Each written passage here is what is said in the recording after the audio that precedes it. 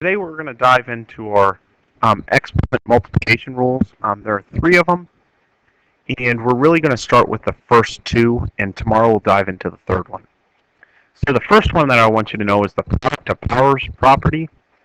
Before we dive into that, I want to just remind you that when you have a number like 6 to the 7th power, that 6 is considered our base number and 7 is considered our exponent or our power.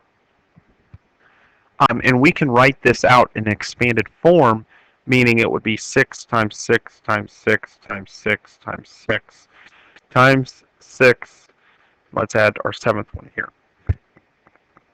And then 6 to the 4th, we could rewrite as 6 times 6 times 6 times 6.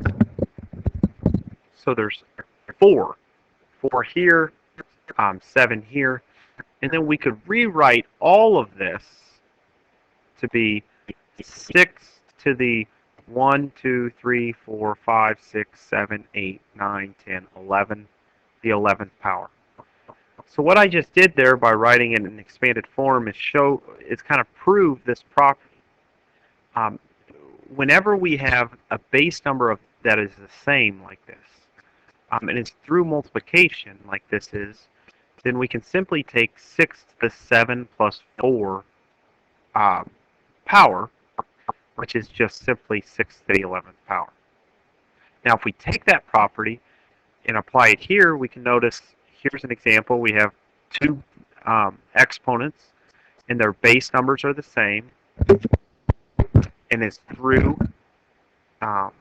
multiplication. So now we can simplify that down to say the base is still going to be 2, and the exponent will be 5 plus 6. Well, 5 plus 6 is 11, so we can simplify it to 2 to the 11th power. Looking at it in variables, still, even though they're letters, the base numbers are still the same, and we're still using multiplication, so that's the product of our powers, and we can use this property to say a to the 3 plus negative 2.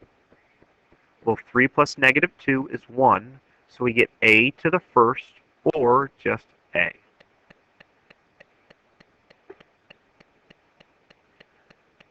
And then our last example, this time we have 3 numbers here, and the property still applies for 3 numbers because all their bases are the same, and it's all using multiplication.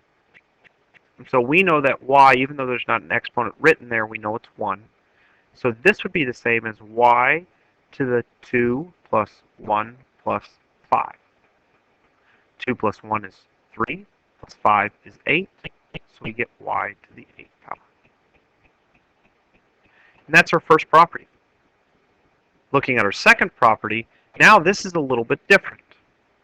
Instead of having 6 to the 7th times 6 to the 6th, like we did before, we now have 6 to the 7th inside parentheses, and whatever that is, to the 6th power. This is what we call a power of a power, because we kind of have this to the power and then to another power. And when it's raised like that, we can write it out in expanded form of being 6 to the 7th times 6 to the 7th times 6 to the 7th, 6 different times. Oops. So 1, 2, 3, 4, 5, 6. So we have 6 to the 7th 6 times. Now we can apply our old property that we just did. All the bases are the same. It's all multiplication. So what we can do is prove this property by simply saying 6 to the 7 plus 7 plus 7 plus 7 plus 7 plus 7 power.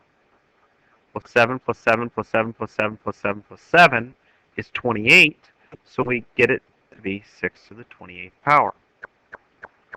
Well, hopefully, throughout this process, you kind of notice that maybe there's an easier way of doing this.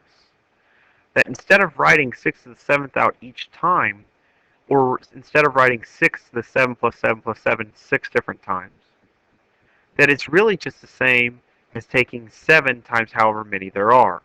I notice now, actually, it shouldn't be 28. We should have this to the 42nd power. I apologize.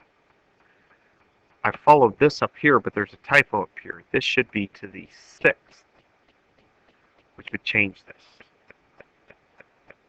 So what the shortcut says is instead of rewriting this, what we can do instead is simply take 6 to the 7 times 6, because we're saying there's 6 groups of 7 here, which would give us 6 to the 42nd power. So whenever you have an exponent to another exponent, or a power of a power, to simplify it, all you have to do is multiply those powers together. Let's look at an example. 7 to the 4th, which is then raised to the 3rd. We can take that as 7 to the 4 times 3, which is 7 to the 12th power. So notice when we had our first rule, which was when the bases are the same and those exponents were being multiplied together, on that one we added. When we have a power of a power, we multiply. So we're going to continue with that multiplication. This time we have a power, again to a power. It is a negative, but that shouldn't change things. Instead, we're still going to have x to the 2 times negative 3. 2 times negative 3 is negative 6, so it simplifies down to x to the negative 6 power.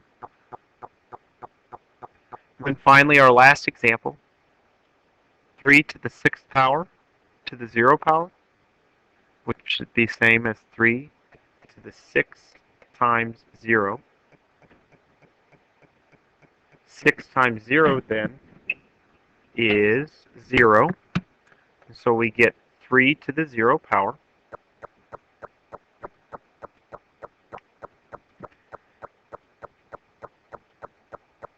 And 3 to the 0 power equals 1.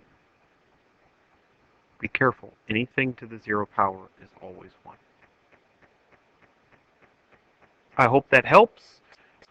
We will be doing multiple problems like this in class tomorrow. And yeah, good luck.